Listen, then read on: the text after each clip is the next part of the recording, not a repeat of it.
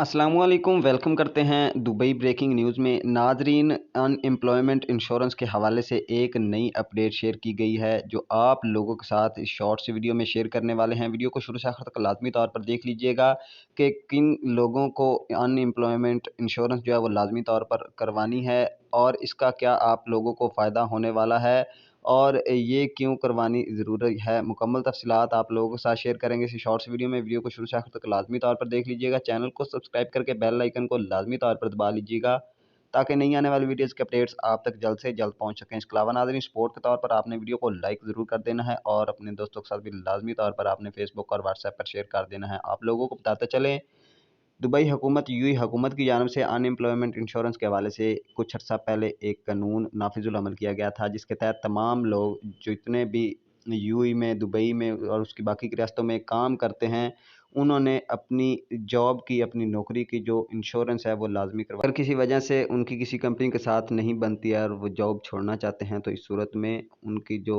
नौकरी है या उनका जो वीज़ा है चेंज स्टेटस करना होता है या अपना प्रोफेशन चेंज करना होता है, तो इसलिए उनको ज़्यादा तकलीफ़ या परेशानी ना हो। इसलिए नाज़रीन, तमाम वो लोग जो कि यूएई में काम करते हैं, चाहे वो प्राइवेट सेक्टर में काम करते हैं, पब्लिक सेक्टर में काम करते हैं, घरेलू मुलाज़मीन हैं, चाहे वो मोहरे की वेबसाइट पर रजिस्टर्ड भी नहीं है, लेबर पर रजिस्टर्ड भी नहीं है, तब भी उन्होंने अनएम्प्लॉयमेंट इंश्योरेंस लाज़मी तौर पर करवानी है ताकि उनका फ़ायदा हो सके।